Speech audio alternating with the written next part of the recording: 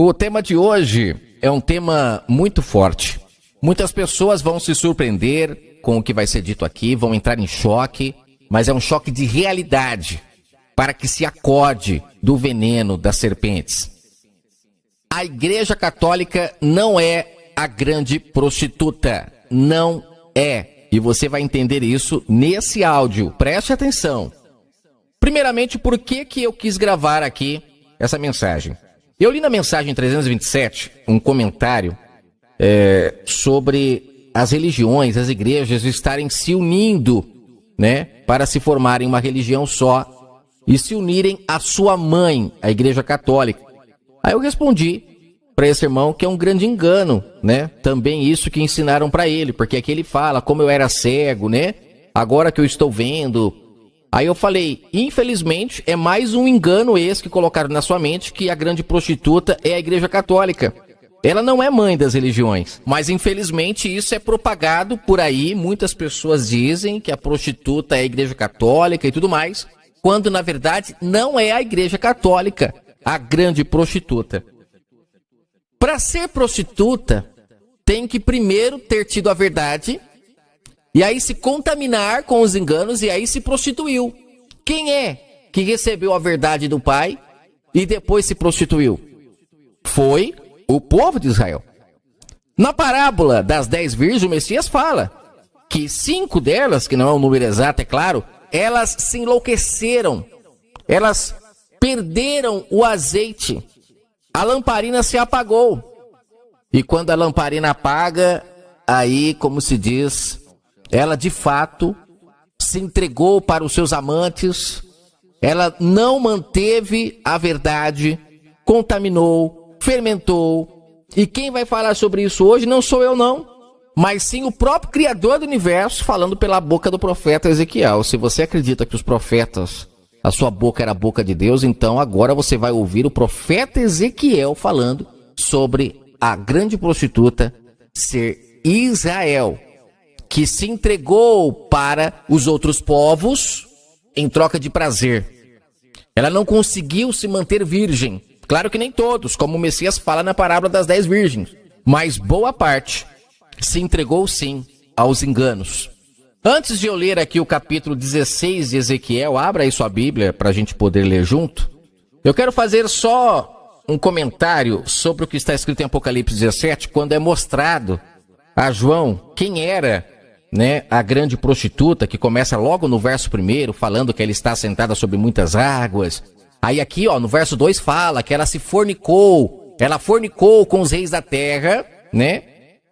E os reis da terra embebedaram-se do seu vinho, da sua fornicação. Então, a verdade do Pai que foi dada para Israel, ela trocou com os reis da terra, com os outros povos, em troca de prazer, fornicação, ou seja, ela se enriqueceu. Na parábola do rico e do Lázaro, o Messias deixa claro isso. Mas um fato que é muito interessante aqui, é quando fala que essa mulher, a embriaguez dela se deu porque ela bebeu do sangue dos santos, ó, verso 6. E do sangue das testemunhas do Messias. E João ficou então maravilhado. Por que ele ficou maravilhado? A Igreja Católica ainda não havia se levantado. Ele ficou maravilhado porque ele viu que o próprio povo de Israel era a grande prostituta. Por quê?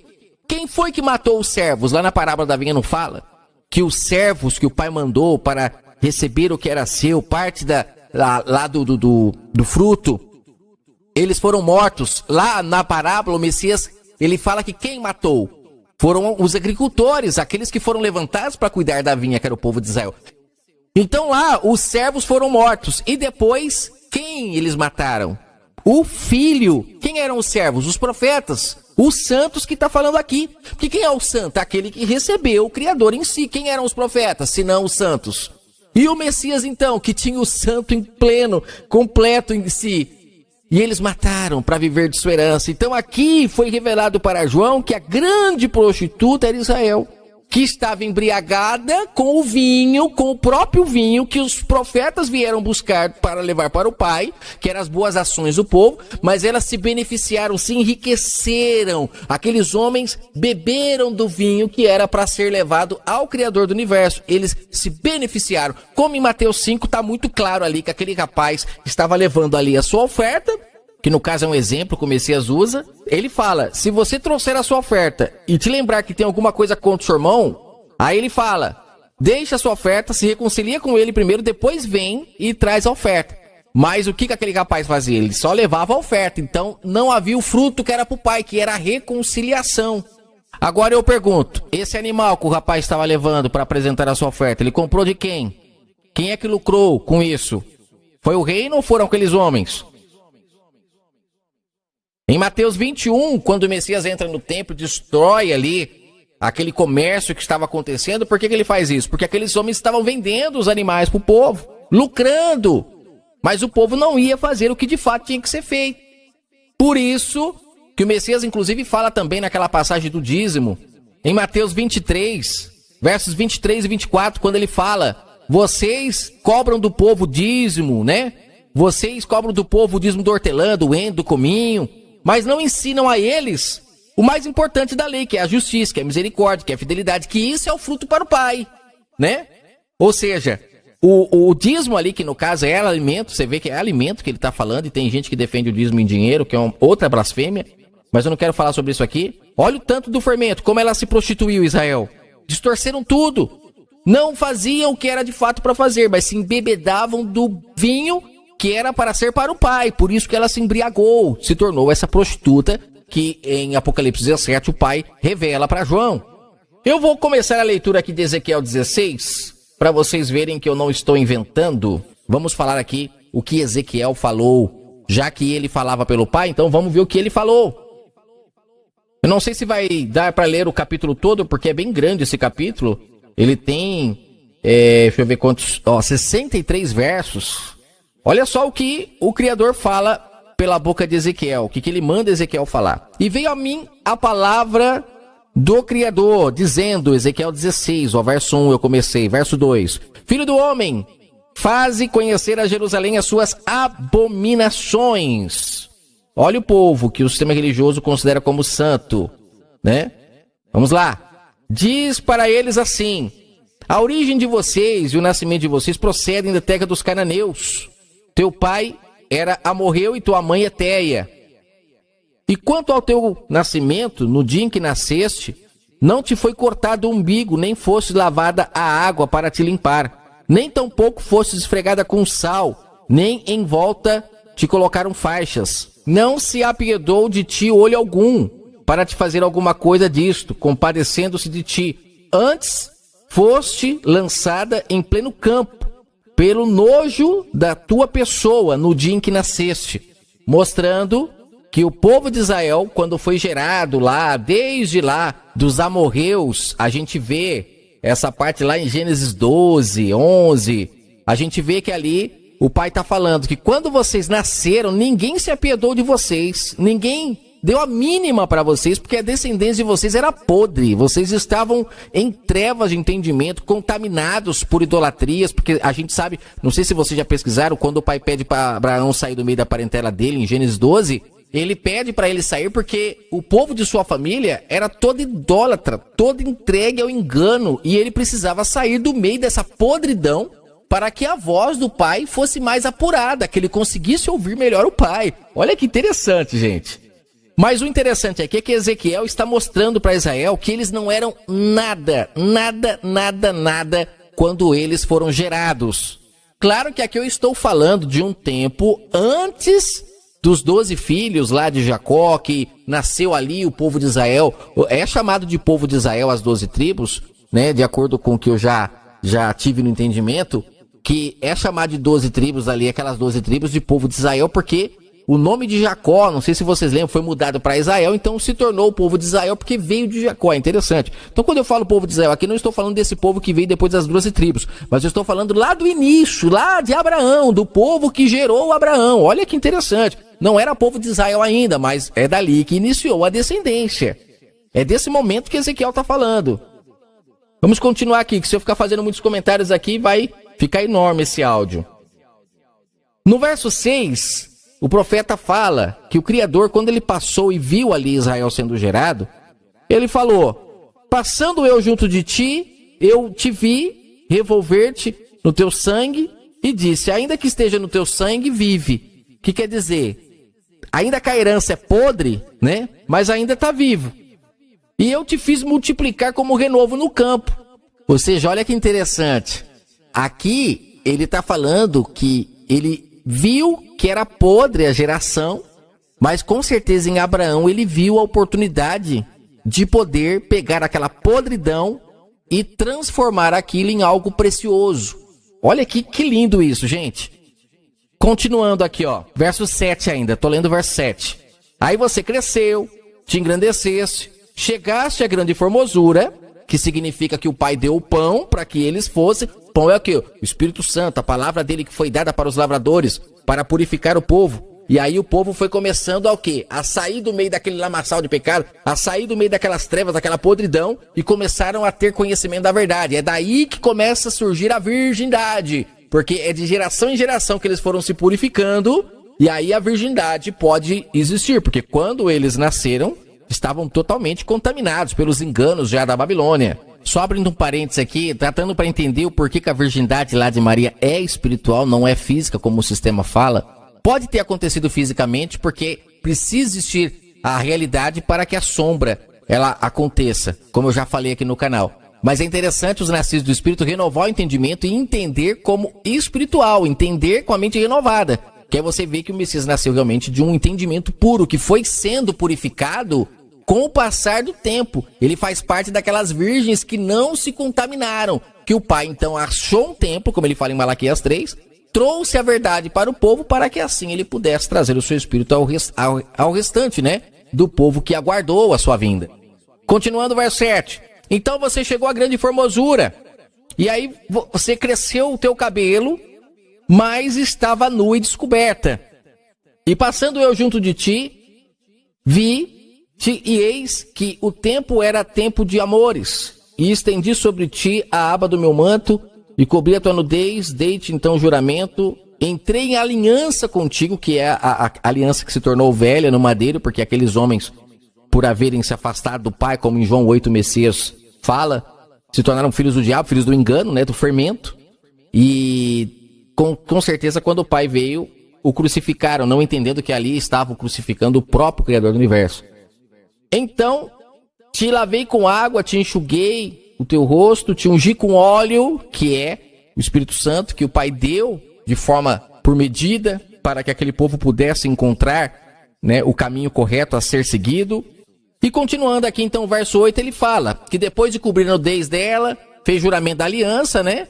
E ela, então, passou a ser dele. Olha que coisa mais linda, gente. Verso 9. Então te lavei com água, te enxuguei do teu sangue, te ungi com óleo, te vesti com roupas bordadas, te calcei com pele de texugo e te cingi com linho fino, te cobri de seda. Olha, te enfeitei com adornos, te pus braceletes nas mãos, um colar ao redor do pescoço. Isso é pra gente entender como ela ficou bonita, enxergue isso espiritualmente. Aí vem o verso 12. Eu te pus um pendente na testa, brincos nas orelhas, uma coroa de glória na cabeça. Olha, ela ficou maravilhosa. E foi achada no lixo.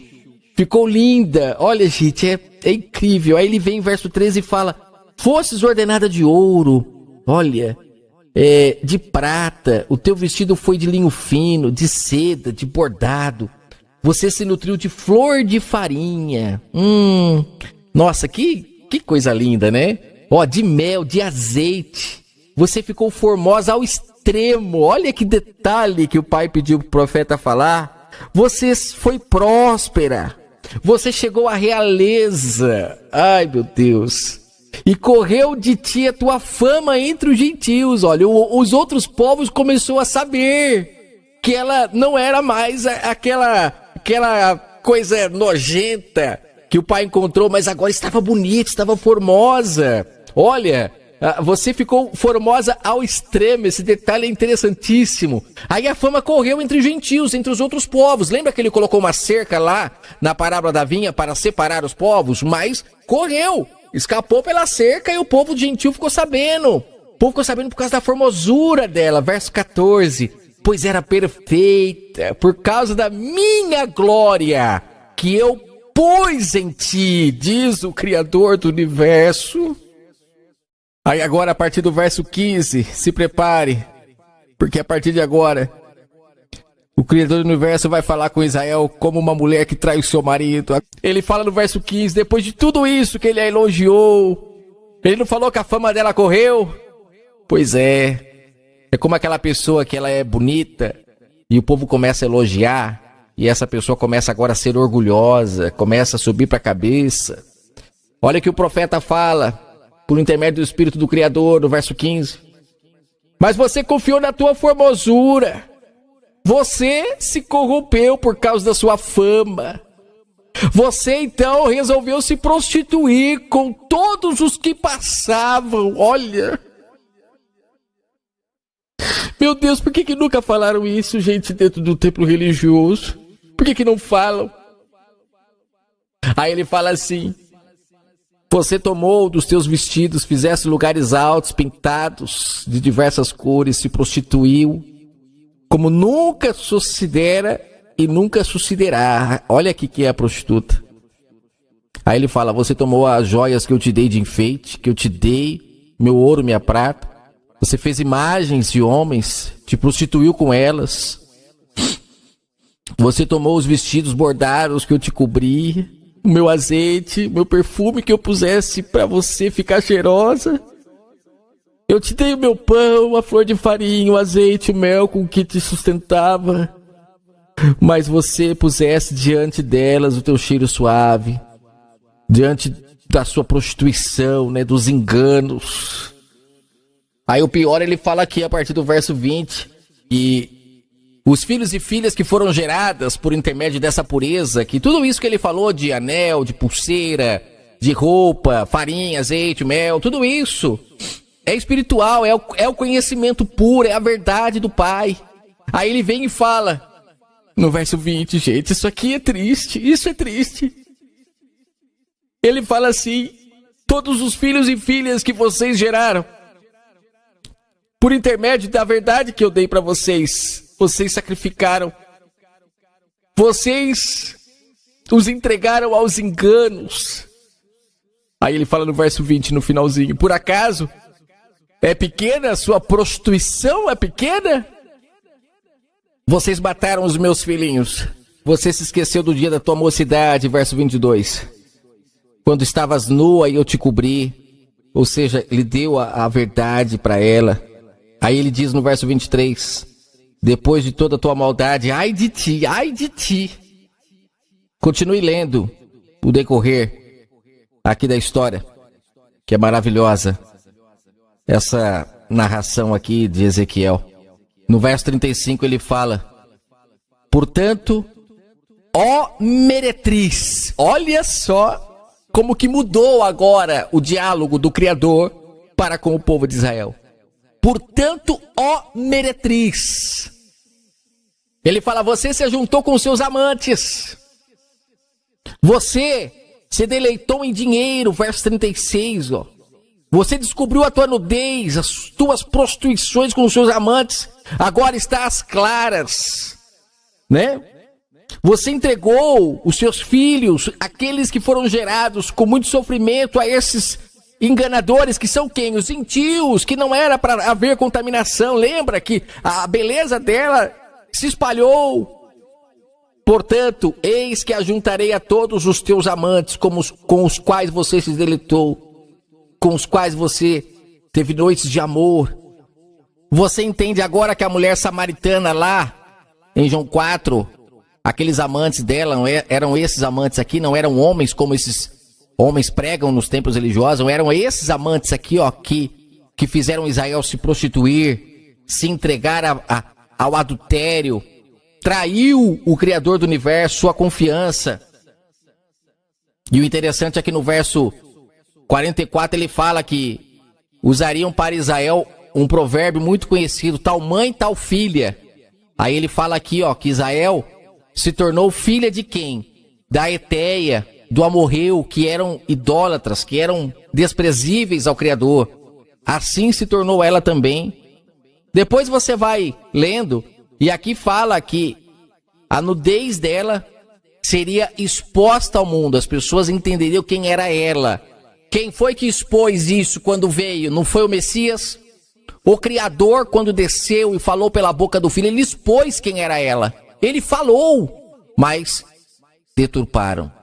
Esses homens que estão aí hoje pregando, escondem a verdade do povo.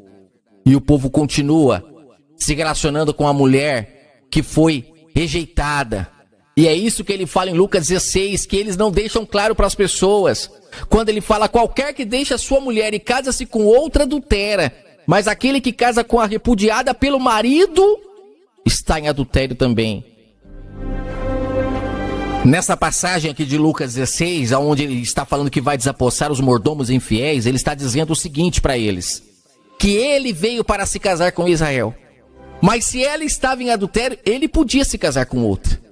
Mas as pessoas que se casassem com ela estariam em adultério. Ele fala, se eu me casar com outra, se Israel for honesta, for sincera, for virgem, eu estou em adultério. Mas se ela estiver em adultério, eu posso me casar com outra. Agora, quem se casar com a repudiada, depois de eu ler aqui Ezequiel 16, será que ela estava virgem mesmo? O que você acha? Repetindo suas palavras, quem se casar com a repudiada, quem se relacionar com ela, que se casar é isso, relacionamento, estará em adultério junto com ela. Então acorde, de que lado você está? O Messias não se casou com ela. Se tivesse se casado, não teria vindo a salvação para os gentios. Se ele abriu a oportunidade para os gentios, é porque não se casou com ela. Com quem você está se relacionando? Com ela ou com as palavras do verbo da vida? Não é difícil perceber que aqueles que lucram com ela, idolatram ela. Pode pegar os líderes religiosos que cobram, que ganham dinheiro com as coisas do Pai. Todos eles idolatram ela. Porque aqueles que estão debaixo da voz do bom pastor, do Espírito Santo, não lucram, dão de graça o que recebem. Esses você não vê elogiando ela. Agora ela, você vê todos aqueles que estão com a vida boa. Lembra que lá em Apocalipse 17 eu falei? Fazendo negócio com os reis da terra. Ela se entregou. Ela deu para eles aquilo que era só dela. E aí automaticamente agora esses homens estão aí, fermentando a mente das pessoas. E colocando as pessoas a idolatrar a repudiada para estar em adultério junto com ela. Isso é muito forte. Se você quiser defender a prostituta, defenda. Eu prefiro defender o marido que foi traído, mas que agora está em busca daqueles que querem se relacionar com ele em espírito e em verdade. É esse que eu defendo.